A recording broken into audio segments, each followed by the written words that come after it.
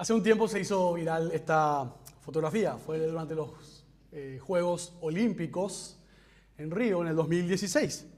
Es la foto de un salvavidas sentado al borde de una piscina olímpica con cara de un aburrimiento extremo mientras veía a los mejores nadadores del planeta. La gente en internet se burlaba diciendo: el día que sientas que tu trabajo es aburrido, acuérdate de este pobre salvavidas que está para ayudar a los mejores nadadores del planeta. A alguien como está para salvarle la vida a Michael Phelps o el récord mundial de natación. Pero la realidad y el protocolo de seguridad nos enseña una lección profunda. No importa qué tan bueno seas. No importa lo espectacular que te creas. No importa cuántas medallas olímpicas hayas ganado y cuántos récords hayas batido. Necesitas a alguien que esté ahí para ayudarte ante un calambre, ante un mal movimiento que pueda hundirte o ante cualquier otra cosa. Hasta el mejor teólogo del mundo necesitaba a alguien que lo cuide. Y eso es justamente lo que vamos a ver en el pasaje de esta mañana. De que no hay ningún supercristiano o superteólogo o superapóstol que pueda funcionar sin el apoyo horizontal de otras personas. Todos necesitamos tener salvavidas a nuestro alrededor. El domingo pasado estudiamos la dramática conversión de Saulo y vimos cómo el hombre más temido de Israel fue derribado por una luz cegadora camino a Damasco. Escuchó la voz del Señor y quebrantado hizo la pregunta que cambia cualquier destino. Señor, ¿qué quieres que haga? Él estaba dispuesto a todo. Lo llevaron de la mano a la ciudad y se quedó 3 días ciego sin comer ni beber. Ahí es donde terminamos el versículo el domingo pasado. Pero la conversión de Saulo no terminó en ese camino derecho. Dios tenía que conectarlo con los santos, con su iglesia. Y hoy vamos a ver cómo Dios usó a un discípulo común y corriente, lleno de miedo, para integrar a este lobo feroz al rebaño de las ovejas. Hoy vamos a descubrir que la gracia de Dios es tan radical que no solo salva a nuestros enemigos, sino que nos transforma a nosotros para recibir con los brazos abiertos a los que eran nuestros enemigos. Así que les invito a abrir sus Biblias en el libro de los Hechos, capítulo 9, los versículos 10 al 19. Bueno, dice así la palabra de Dios. Había entonces en Damasco cierto discípulo llamado Ananías, y el Señor le dijo en una visión: Ananías. Aquí estoy, Señor, contestó él. El Señor le dijo: levántate y ve a la calle que se llama Derecha y pregunta en la casa de Judas por un hombre de Tarso llamado Saulo, porque él está orando y ha visto en una visión a un hombre llamado Ananías que entra y pone las manos sobre él para que recobre la vista. Pero Ananías respondió: Señor, he oído de muchos acerca de este hombre. ¿Cuánto mal ha hecho a tus santos en Jerusalén? Y aquí tiene autoridad de los principales sacerdotes para prender a todos los que invocan tu nombre. Pero el Señor le dijo: ve, porque él me es un instrumento escogido para llevar mi nombre en presencia de los gentiles, de los reyes y de los israelitas, porque yo le mostraré cuánto le es necesario padecer por mi nombre. Ananías fue y entró en la casa, y después de poner las manos sobre él, dijo: hermano Saulo, el Señor Jesús, que se te apareció en el camino por donde venías, me ha enviado para que recobres la vista y seas lleno del Espíritu Santo. Al instante cayeron de sus ojos como unas escamas y recobró la vista, y se levantó y fue bautizado. Tomó alimentos y cobró fuerzas, y por varios días estuvo con los discípulos que estaban en Damasco. Queridos hermanos, hasta aquí la palabra de Dios que llega a nosotros de manera perfecta, inspirada por su Santo Espíritu. Les invito a orar. Padre nuestro, enséñanos a obedecerte incluso cuando tenemos miedo. Y recuérdanos que si hubo lugar para nosotros en tu mesa, también hay lugar para aquellos a quienes nosotros consideramos imposibles. Prepara nuestras mentes, prepara nuestros corazones, que podamos en este momento mantenernos atentos a lo que quieres enseñarnos. Permite, Señor, que los dichos de mi boca y que la meditación de mi corazón sea grata delante de tuya. Amén. Bien, tenemos entonces el pasaje que vamos a estudiar esta mañana. ¿Se puede ver ahí los puntos? ¿Sí? Está funcionando entonces, genial. Y vamos a dividir en 3 puntos, que dice el primero, el mandato que desafía el miedo, los versículos 10 al 12, la lucha entre el pasado y el propósito, los versículos 13 al 16, y el milagro de la bienvenida, los versículos 17 al 19. Pasando ya al primer punto, dice, les invito a que vean lo que dice el versículo 10. Lucas no nos presenta a un superapóstol. Nos dice que había un cierto discípulo llamado Ananías. Y es un nombre bastante común. O sea, es un nombre, si recuerdan, en Hechos 5 ya veíamos a un Ananías que fue muerto en el templo. Entonces, nos quiere mostrar que era un simple Ananías, como un pecador más. No era un pastor, no era evangelista de multitudes, no caminó con Jesús en Galilea, era simplemente un discípulo.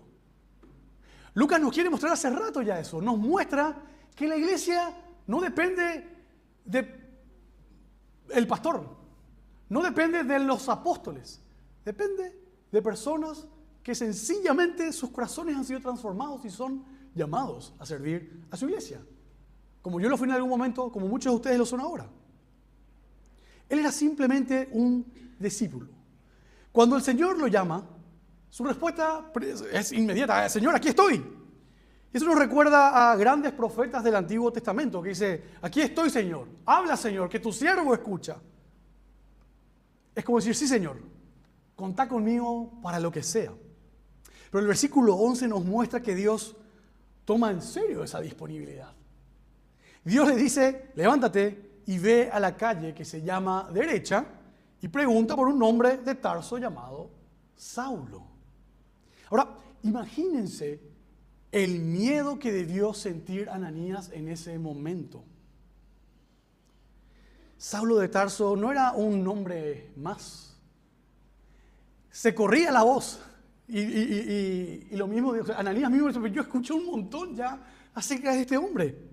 Era el carnicero de la iglesia. Era el hombre que autorizó la ejecución de Esteban. Saulo venía a Damasco exactamente para arrastrar a personas como Ananías, encadenados y llevarlos hasta Jerusalén para que sean juzgados. Y Dios le dice a Ananías, quiero que vayas, toques su puerta, entres a su habitación y le pongas las manos encima. ¡Wow! Es como para que a un judío, en tiempos de la Segunda Guerra Mundial, le digan, quiero que vayas y que te reúnas con Hitler. Y que hables con él. Era entregarle a la boca del león.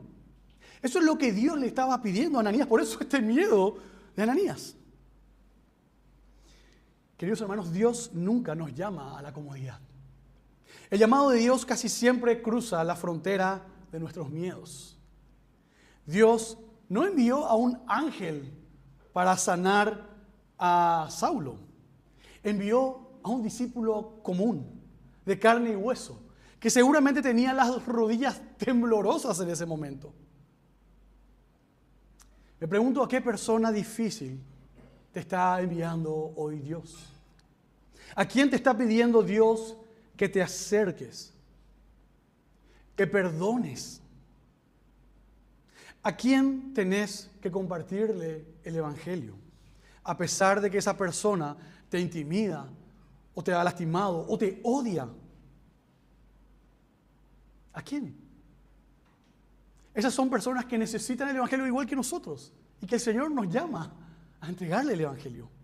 A veces pensamos que nuestra obediencia es solo un asunto privado entre nosotros y Dios. Pero mírale a Ananías. Tu obediencia asustada puede ser el puente exacto que Dios quiere usar para desatar la mayor bendición en la vida de otra persona. Queridos hermanos, Dios no hace historia con héroes sin miedo. Él hace historia con discípulos que obedecen temblando. El segundo punto de esta mañana es la lucha entre el pasado y el propósito. Ahora Ananías, como cualquier otro humano, quizás en el versículo 13 y 14 hace lo que muchos de nosotros haríamos. Cuestiona a Dios. Ananías le dice, Señor, he oído mucho acerca de este hombre. ¿Cuánto mal ha hecho a tus santos en Jerusalén? Básicamente le está diciendo Ananías a Dios, ¿estás seguro? ¿Sabes de quién estás hablando? ¿Escuchaste las noticias? ¿Te estás confundiendo de persona? Ahora, otras grandes personas de la Biblia han cuestionado también las órdenes de Dios. Moisés lo hizo y dijo, Señor, yo no sé hablar en público, no creo que yo sea la persona adecuada para entrar ante la corte del faraón y reunirme con él. Tiene que ser otra persona. Jeremías también lo hizo y dijo, Señor, tenés que estar confundiéndote. Yo soy demasiado joven para llevar adelante esto. Tiene que ser otro Jeremías, no soy yo. Pero no son solo los personajes de la Biblia los que le responden a Dios de esa manera. ¿Cuántas veces nosotros hacemos exactamente lo mismo? Sabiendo claramente lo que Dios nos pide en su palabra, decimos, no, Señor, eso tiene que ser un error. Eso no es para mí. No creo que vos quieras que yo termine esta relación con esta persona. Sé que no es creyente, pero no creo. Yo creo que debe ser para otros. Pensemos en un ejemplo del día a día. Pensemos en cómo nos resistimos a su enseñanza cuando nos confronta en nuestras finanzas. No creo. Este dinero es para mí. Esto es algo que administro yo, que el Señor me da. No tiene nada que ver con Él. Pensemos acerca de nuestra pureza, de cómo vivimos nuestro lunes a sábado. Acá cantamos, escuchamos, amén. Y ya está, cumplí con el Señor y ahora me toca mi parte. Creemos que lo que la palabra de Dios enseña es cuando estamos aquí en el pueblo de Dios reunidos y no afuera. Creemos que nuestros planes son mejores que los de Dios. Y a veces incluso usamos la oración no para rendirnos, sino para pedirle a Dios que revea su postura y que bendiga nuestra voluntad y no la suya. Señor, yo no voy a aceptar esto. Esto no me puede estar pasando a mí. Creemos saber más que Dios. Pero volvamos al texto porque hay una joya teológica también aquí. Ananías le dice a Dios el mal que Saulo le hizo a tus santos, a los santos de Dios. Y esta es la primera vez que vemos en las Escrituras refiriéndose a la iglesia como tus santos. Y escúchame bien porque los santos en la Biblia no son personas perfectas con una aureola en la cabeza que nunca han pecado, que fueron perfectos y que ya están muertos y que 500 años después el Papa los canoniza y dice, estos son santos. Santo significa apartados. Se refiere a todos los pecadores que Dios ha rescatado y los ha apartado y santificado por su Espíritu para sí mismo. Vos y yo, si estamos en Cristo, somos descritos como santos. El momento en que Ananías usa esta palabra es perfecto porque Ananías ve a una iglesia como los apartados de Dios y a Saulo como el enemigo asesino. Los tiene bien apartados, bien separados. Pero el versículo 15 Jesús le da vuelta al argumento y le responde, ve, porque Él me es un instrumento escogido. Jesús le está diciendo, Ananías, este hombre que tanto miedo te causa, no es alguien a quien debas apartar. Él ya es uno de mis apartados. Él ya es la herramienta, el utensilio que yo escogí. Ahora es uno de los míos y vas a ir a recibirlo junto a los santos, junto a los apartados. Pero fíjense que Dios no nos aparta solo para darnos un título de santos. Nos aparta para darnos una tarea. Jesús no salvó a Saulo simplemente para que se sentara a calentar un asiento en la iglesia de Damasco, sino para darle una misión radical. El Señor le revela este propósito: llevar mi nombre en presencia de los gentiles. Y continúa escribiendo. Hermanos, nosotros tenemos este mismo llamado. Primera de Pedro 2:9 nos recuerda que somos linaje escogido, a fin de que anunciemos las virtudes de aquel que los llamó a su luz admirable. La Biblia dice que todos somos vasos escogidos por Dios para llevar su nombre. Quizás no te mande a hablar con reyes o con emperadores de Roma o a otras naciones, pero si sos el instrumento elegido de Dios, sos llamado a llevar el nombre de Jesús a tu vecino, a tus clientes, a tus compañeros de trabajo, a tu familia, cada uno la conoce. Pero presten mucha atención al versículo 16. El Señor añade, porque yo le mostraré cuánto le es necesario padecer por mi nombre. Es algo que Dios se revela, que Dios se reserva para revelarle a Saulo en su momento. Le da la instrucción a Ananías, lo que tiene que hacer, y dice, yo me voy a encargar de hablar después con Saulo de todo lo que se le viene. Y en las últimas décadas se ha popularizado en muchas iglesias un evangelio de la prosperidad, un evangelio de éxito. Nos gusta un evangelio que nos promete que si venimos a Cristo, todos nuestros problemas financieros se van a resolver, que nuestro matrimonio va a ser perfecto, que nuestra familia, nuestros hijos van a ser súper obedientes, que nunca nos vamos a enfermar. Pero Dios dice que Saulo, el gran apóstol, padecerá por su nombre. El costo del discipulado es real. Hay padecimiento y sufrimiento para todos estos apartados. ¿Estás dispuesto a que tu transformación en Cristo incluya el privilegio de sufrir por su nombre? Venir a Jesús no es comprar un seguro contra el dolor. Es enlistarse en un ejército para sufrir con el propósito de nuestro Rey. Queridos hermanos, el problema no es que Dios nos pida cosas difíciles. El problema es que usamos nuestras excusas para creernos más sabios que Él. Para decir, no, eso no es lo que Dios tiene para mí. Él busca otras cosas para mí. El tercer punto de esta mañana es el milagro de la bienvenida. Y aquí llegamos al clímax de la historia. Ananías traga saliva, confía, vence sus perjuicios y obedece. Camina por la calle derecha, entra a la casa. Imaginen esa escena.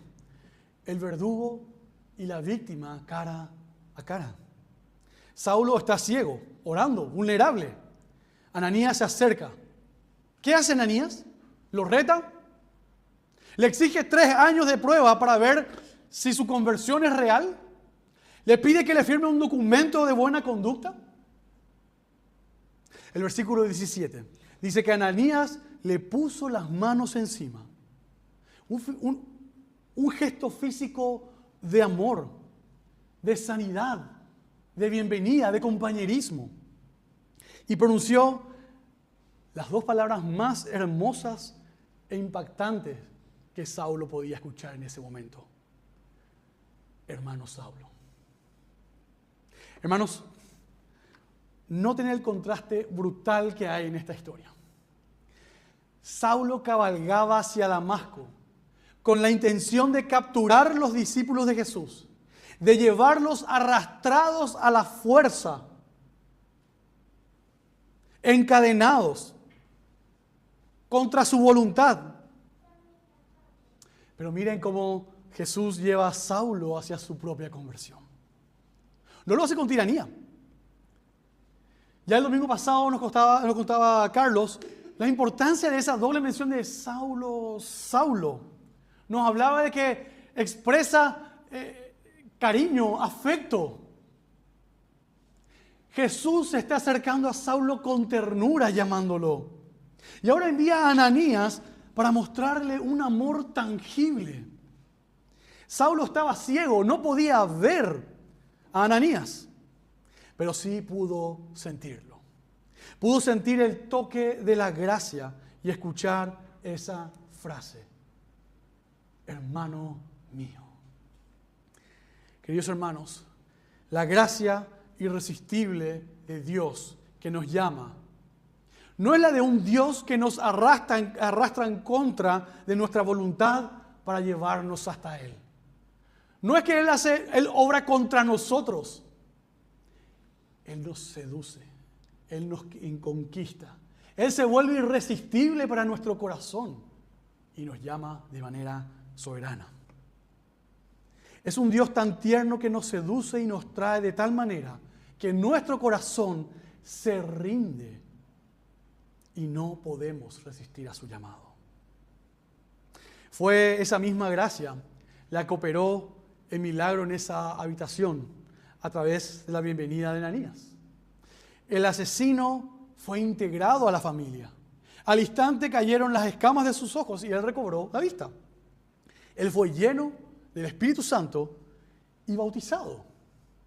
Y el versículo 19 cierra este relato de gracia de una manera monumental.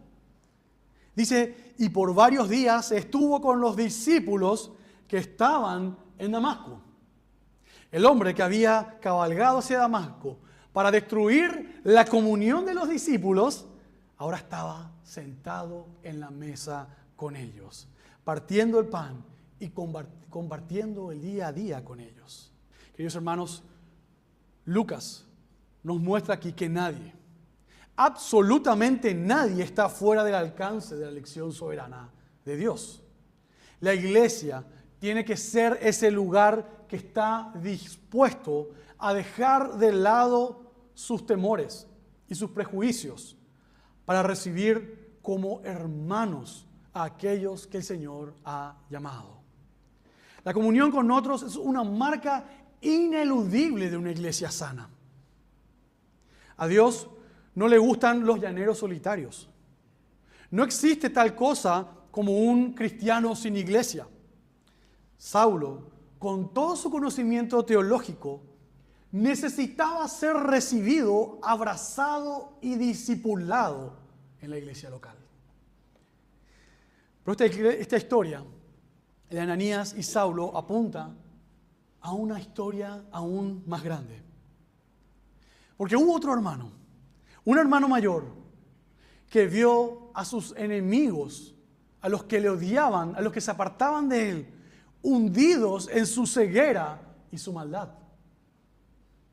Romanos 5:10 dice que siendo enemigos fuimos reconciliados con Dios por la muerte de su Hijo.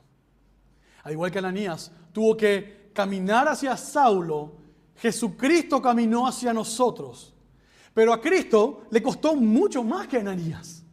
Cristo no solo se arriesgó, Cristo entregó su vida en la cruz.